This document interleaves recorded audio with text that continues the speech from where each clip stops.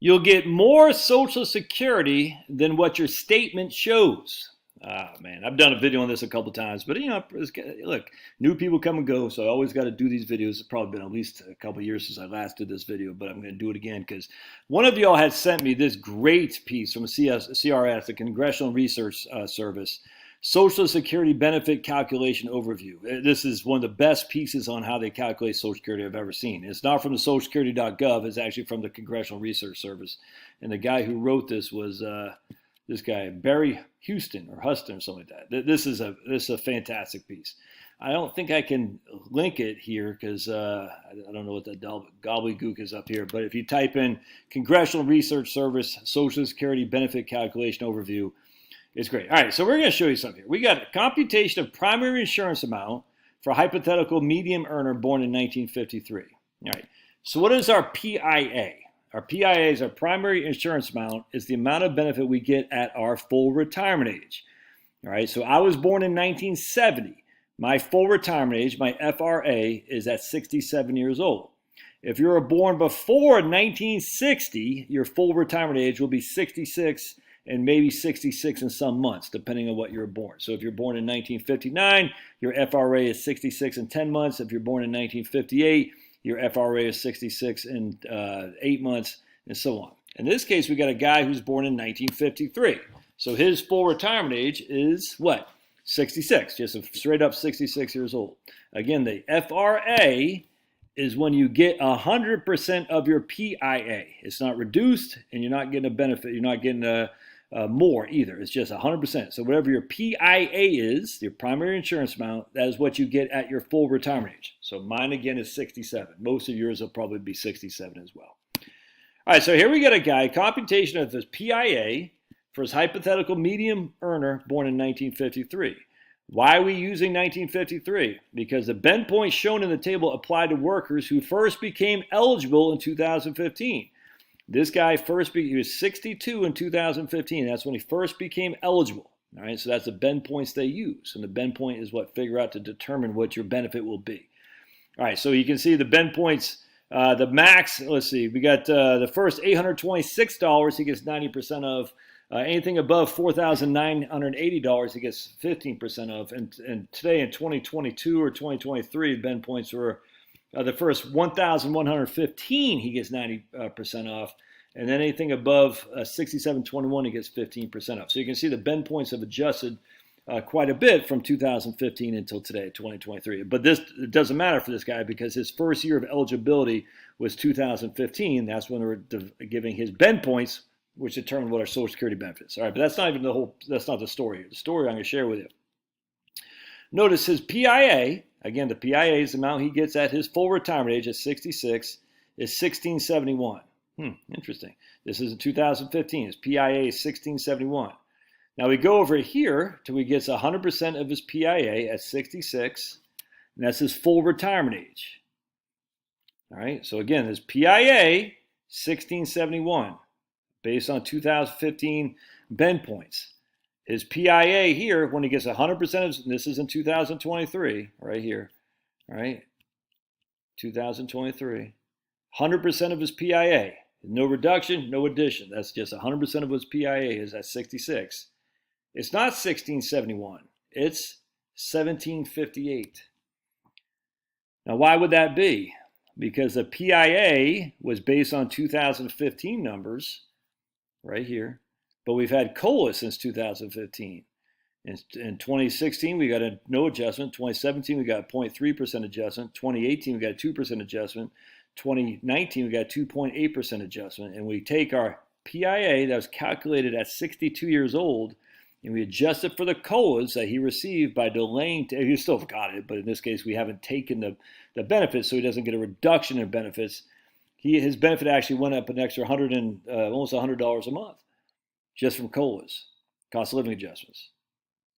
So basically, you take 1671, you times it by nothing here, 1.003 here, 1.02 here, 1.028, and you get that right there, 1678. I actually didn't do the exact amount, but 1577, 1757.40 is what I came up with, but I was just doing the basic on I wasn't doing to the exact penny. So there you go. The COLA from his year 62 to 67 made his PIA bigger, his primary insurance amount. Now, if he decides to wait till he's 70 to take it, what would be a 1758 number would go to 2749. Not too shabby. It's an extra $1,000 a month. Isn't that crazy? If he took at 62, it'd be 1253. If he took at 70, I mean, look at the difference there, dudes. That's $1,500 a month. That's $18,000 a year. It's a big difference. Big difference. 100%. Now, again, I just can't stress this enough. Now, for us whippersnappers who are under the age of 60, what do? We use these things called right here, AWI. I'm going to show you average. Oh, hold on a second. Right here. Pause it real quick. Right here.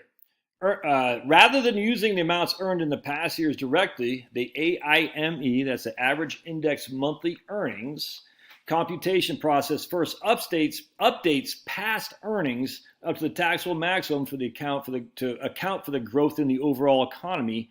That is done by increasing each year of workers' taxable earnings after 1950 by the growth in the average wage index, the AWI. All right. We do this from the year of work until 2 years prior to eligibility, which would be 60 years old, which for retired workers is 60. For instance, the national wage average grew from $32,155 in 2000 to $41,674 in 2010. So if a worker earned $20,000 in 2000 and turned 60 in 2010, the index wage would be for 2000 would be $25,921. They don't put the benefit as $20,000, even though it's what you actually earn. They put the benefit indexed to account for the increase in the average wage index. In this case, you got $5,000 more of a benefit accounting in your Social Security than what you actually made because the average wage index increases. Earnings from later years for retired workers after the age of 60 are not indexed. All right, so just remember that. Earnings for later years after the age of 60 are not indexed. So I'm 53. Everything I put in now that I've ever put in is indexed to the average wage index, the increasing in the average wage index. And the example they showed you was the average wage index was 32,000 in the year 2000. I made 20,000 in the year 2000. The average wage index was 2010 or whatever it was 42,000. That $20,000 that I made in the year 2000 is indexed, which means my benefit will be based on $25,000 of earnings in the year 2000, not $20,000. Hope that makes sense. It's a big flipping deal. Let's keep going here. We're going to show you the COLAs here. Right here. A COLA is applied to the benefits beginning in the second year of eligibility, which for retired workers is 63. All right, so you'll get the COLA for 6. So you can see right here. 62, you don't get a COLA. 63, you start to get a COLA. I guess they did not give a COLA in 2016 here. But you can see you're going to start to get a COLA here. All right, so at 63, you'll start getting a COLA. The COLA applies even if a worker has not yet begun to receive benefits. And that's what I was talking about, that your PIA was 1671, but because these COLAs from 62 to 66, your actual PIA, once you start receiving it, will be $100 a month more than what your statement shows you because of cost of living adjustments. All right, the COLA usually equals the growth in the consumer price index for urban wage clerical earners from the third quarter of one year to the third quarter of the other year. So again, the COLA that we're getting ready to get here is going to be pretty big relative to last year, presumably simply because we had a pretty significant growth in CPI this last quarter, the quarter being Q3 of 2023. Anyway, so the point being is you're going to get your statement, and it's going to give you a benefit that says, oh, you're going to get $1671 a month. That statement doesn't include average wage index because, again, I'm only 53. It doesn't index it. The statement doesn't, for the future wages I get, the statement doesn't include COLAs from 63 on. It doesn't include any of that. It just says a snapshot today. This is the amount you're going to get in your Social Security amount. It doesn't include all the other stuff that goes with it, though. The COLAs, the AWIs for future years, and it's going to be more than what your statement shows, assuming that you work whatever the statement says. You know, if you continue to work until you're 67 at this kind of salary, and if we're all things being equal, your statement is undershowing you how much you're actually going to get, which is a good thing. Again, let's take a W when we can get it. All right, love to hear your thoughts. We'll see you.